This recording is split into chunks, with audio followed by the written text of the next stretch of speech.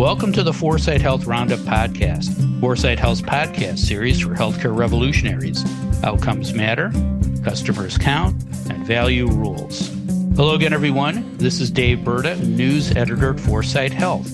It is Thursday, June 29th. One more day, and most of us will get a long 4-day holiday weekend. How are you going to celebrate our nation's independence? Responsibly, I hope. I'm sure none of our founding fathers would want you to blow off your fingers with an experimental or untested explosive device. Well, maybe. And that's what we're going to talk about on today's show. CMS's new plan to speed Medicare coverage of breakthrough medical devices. To tell us whether this new plan is good or bad for your health and safety are Dave Johnson, founder and CEO of 4sight Health, and Julie Murchison, partner at Transformation Capital. Hi, Dave. Hi, Julie. How are you guys doing this morning? Dave? Well, Dave, I'm in day 6 at the Gaylord Opry Hotel and Convention Center. It's massive, and it's got these big atriums, and I'm starting to feel like Jim Carrey in that movie Truman, where he lived under a bubble and discovers it, and I'm ready to come home, man. I'm ready to come home. Yeah, breathe some fresh air. Thanks, Dave. Julie, how are you? I'm well. Weather report from Seattle is gorgeous and sunny and hot, and no one sleeps much here in the summer. Sun is up for a long time and rises really early. So maybe I'm a little tired. Got it. Thank you. Now, before we talk about this newly proposed Medicare payment policy, let's talk about fireworks. Dave, did you play with fireworks when you were a kid? And if so, do you have any funny stories to share? Well, my story is more ironic than funny. My cousin, Beau Bond, actually lost eyesight in his left eye from a fireworks accident when he was a kid, but that didn't diminish his enthusiasm for fireworks at all. You know, fast forward to when he's an adult, and for well over a dozen years, he and his friends put on the biggest fireworks display in Greater Omaha. People came from all around to see it. So way to go, Beau. Oh, I didn't expect a story like that. So good luck to him. And that's something. Julie, how about you? Did you play with fireworks when you were growing up in Florida? And if you did you accidentally blow something up? Well, I hid from fireworks when I was 2 or 3 under a chair, not wanting to hear them. And similar to Dave, my cousin's best friend blew his arm off with fireworks. So I was raised in a little bubble to not really think that playing with fireworks was cool. Wow. Okay, so we're down one eye and down one arm. Yeah, it's big. That's going to make my story pretty sad, but I loved fireworks as a kid, and we played with them all the time. But here's the weird thing: we would build these models. We spent days building these models, ships and planes and cars. We'd save up money, buy the models, buy the paint, buy the glue, carefully put these models together, and then minutes after this thing, it's beautiful, we'd blow it into a million pieces. So I don't know. I still don't get it to this day why we did it, but it was great.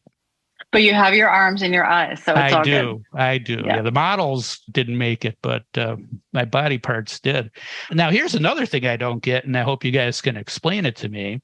Last week, CMS proposed a new pathway for manufacturers to get Medicare coverage of their breakthrough medical devices. As Medicare goes, so go most commercial health insurers. The new pathway is called Transitional Coverage for Emerging Technologies, or TSET. Essentially, TSET would allow companies to work with CMS on Medicare coverage of their novel medical device before FDA approves it for the market. Typically, CMS makes its national coverage determination after the FDA approves a device. TSET is a voluntary program. It would create 3 benefits according to CMS. TSET would, 1, facilitate early, predictable, and safe beneficiary access to new technologies. 2, reduce manufacturers and innovators' uncertainty about Medicare coverage by early identification of potential benefits and harms of the new technologies. And 3, encourage evidence development if evidence gaps exist. The process would start about 12 months before an anticipated FDA decision, and a final coverage determination would happen within 6 months after an FDA decision. The public comment period on the proposal ends on August 28th. Dave, if you're going to submit comments to CMS on this payment policy, what would you say? Who has the upper hand in this healthcare industrial complex triangle of CMS/manufacturers/FDA? And if you were a Medicare beneficiary, should you be happy or sad? Well, who comes up with the names for these government programs or their acronyms? TSET sounds a lot to me like T cells, and T cells are the body's most powerful weapon for destroying pathogens. Let's hope there's not a metaphor buried in here somewhere that TSET will stifle as much innovation as it stimulates. I guess time will tell.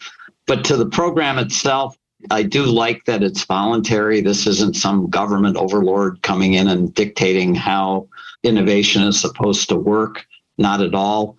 The government is actually trying to stimulate the innovative process and the approval process. But just saying that the government is here to help does make me a little bit nervous.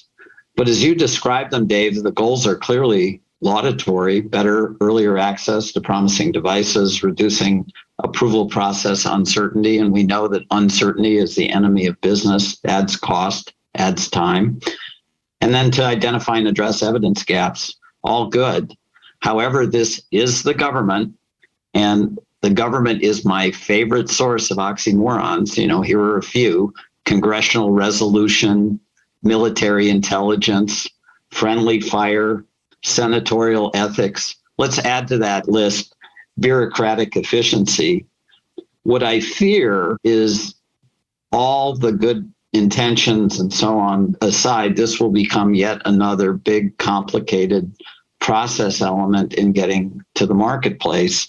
And the real question is, can the FDA balance its responsibility to protect the American public with its goal of stimulating innovation? Historically, over the last couple of decades, it's been the big incumbents on both the drug and device side that have had the regulatory muscle to take advantage of these expedited approval processes. Let's hope that's not the case here. Let's hope that the little guys actually get a shot at bringing their ideas into the marketplace more quickly.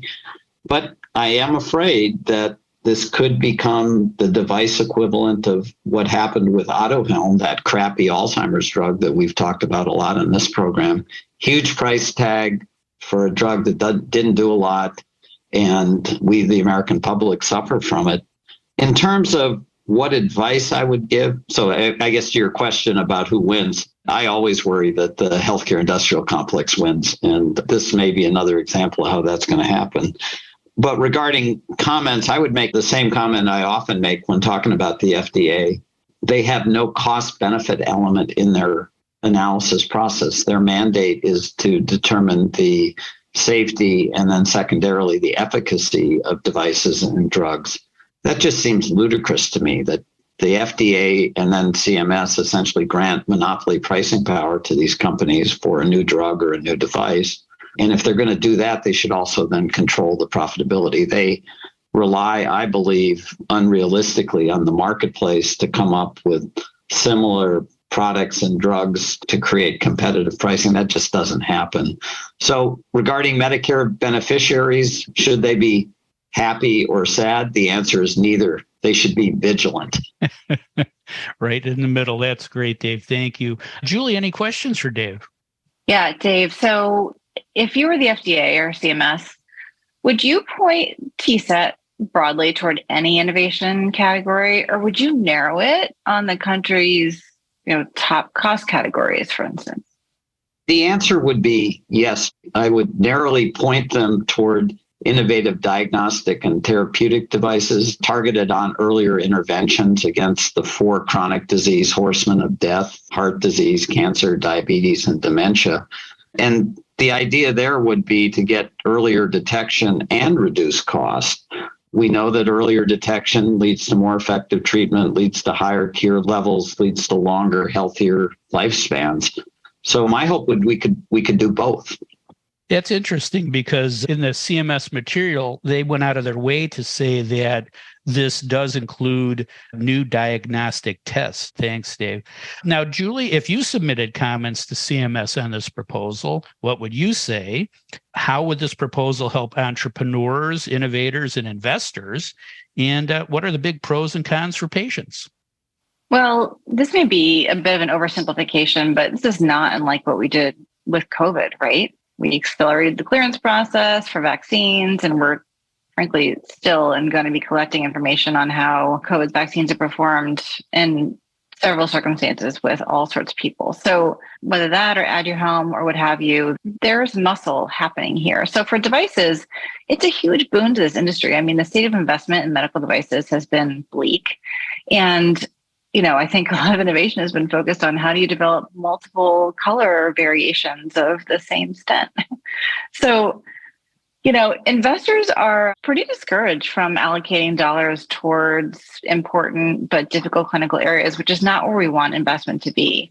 And the pace and cycle of innovation has been super slow because of both the FDA's processes and the reimbursement system. And these two behemoths are now going to be more in sync, I think, thanks to TSET. The real world evidence that has been a pillar of innovation, probably for a couple of decades at this point, has been super opaque and difficult to follow for innovators. So this is potentially really useful to build that. And today, for everything, frankly, not just devices, it takes forever to get the FDA clearance process. And then it takes a long time to be commercialized in some sort of clinical standard, which is really about the business model of how long do investors and innovators have their money tied up in something that may or may not work. So again, TSET is a huge boon. I found a survey that the Stanford Center for Biodesign and the Duke Margolis Center for Health Policy did of innovators and investors, and a couple of interesting factoids. Of course, none of them believe that the current pathways are sufficient. And this is interesting to me. I was thinking about how we talk about the pace of innovation and the pace of technology change. And when you really look at what the FDA is built on in terms of people and processes and clinical trials that look at a period of time for trial participants instead of longitudinal data and environmental circumstances, is the FDA really in the position to be continuing along the path that it's been? No. So this is a good change. This is not surprising, but reimbursement is the top external factor that drives investors away from the medical device industry, followed by the FDA pathway. So the fact that these two, reimbursement and clearance, are connected is really positive. And back to my point, respondents said it takes an average of 4.7 to 8 years after FDA authorization to really be able to commercialize a product. So we're talking about over 10 years in some cases to really be able to get a product to market in a material way. Yeah, I did read that Medicare takes an average of 5 years to make its coverage determination. So, Dave, any questions for Julie? Julie, great analysis. And I really do hope the government is here to help. They're certainly aligning the pieces in the right ways in how you described it. So really, really outstanding analysis. So here's my question. Most breakthrough technological innovation originates in early stage companies that get swallowed up by the bigger players who use their regulatory muscle to push products through the FDA's daunting approval gauntlet, which you described so well. So how can we make sure that TSET helps the little guys, the real engines of innovation, in getting great products to market? Yeah, it's tough for regulatory bodies like this to start to mess with putting constraints in place around size of company and just the natural ways in which markets move in acquisitions of larger device and life science manufacturers acquiring the smaller guys. This will shift how you think about where maybe that line of acquisition is, because now that reimbursement is being brought so much farther forward, even though it's a temporary reimbursement, it's a good indication, right? And those little guys might actually need the broader capital and frankly, the infrastructure to be able to really do what they need to do on the clinical evidence base. So yes, you want the little guys to be there, but it's hard. Great point. Great point. I just say that one thing that I worry about, your question is very valid and it will shift markets. The one thing I really worry about is whether this whole thing is frankly designed, and this would be a very unpopular opinion, but at a 100,000 foot level, is this about extending life? Like if we're doing this in CMS, it's effectively giving America the ability to write checks to extend the lives of Medicare beneficiaries in ways that, we already do a pretty good job of this on the services side. So I'll be excited about this if Medicare really ends up making reimbursement decisions that are directly related to how we can alleviate the services side of downstream cost of care by upstream device and diagnostics. That'd be amazing. Mm-hmm. If I'm a Medicare recipient, I might have just bought more time in life and I'd be willing to try something that's, tested, but not quite, through clearance. So big pros and cons here ethically, really. That's a really great point, Julie, the difference between lifespan and health span. I hope this isn't just pushing devices that keep people alive on machines longer in a really terrible quality of life. But if we can actually delay the onset of chronic conditions that actually kill us and improve health span, that's good for everybody. Interesting discussion. But to me, it's like, and I'll be the skeptic here, it's like asking someone to taste the soup as you're making it before they'll decide whether they're going to eat it or not. What could go wrong? What could go wrong? Never works in our house anyway. So there you go. And again, I'm sure we'll revisit this topic when the proposal becomes final. Okay, let's briefly talk about other big healthcare news this week. Julie, what else happened that we should know? Well, I'm starting to hear murmurs from a number of people in my circles about, are we out of the economic downturn? The Kava IPO doubled on the day of opening, which got people all excited. So I don't know. There seems to be a little bit of optimism in the air, which I haven't been feeling for quite some time. Yeah, arrows pointing in the right direction. Thank you, Julia. Dave, what else should we know about this week? Well, as I said, I've been at Nashville attending conferences. One of them was the HFMA conference, which has hundreds of revenue cycle management companies exhibiting, massive exhibit floor, 4,000 attendees. And so my head, Dave, is still exploding, trying to figure out how big the aggregate size of the revenue cycle management market is. I think it actually could be the largest industry, bar none, in America. Now, just on top of that, and this is an old report from Jeffrey Pfeffer at Stanford, but someone shared it with me this week, Americans spend 12 million hours a week negotiating with health insurance companies.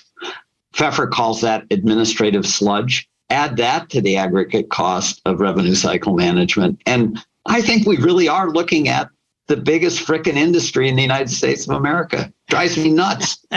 Yeah. People will start saying they want to be a claim denial specialist when they grow up. Yeah. That is a scary thought. That is scary. Thanks, Dave. Thanks, Julie. That is all the time we have for today. If you'd like to learn more about the topics we discussed on today's show, please visit our website at 4sighthealth.com. And don't forget to tell a friend about the 4sight Health Roundup podcast. Subscribe now and don't miss another segment of the best 20 minutes in healthcare. Thanks for listening. I'm Dave Berta for 4sight Health.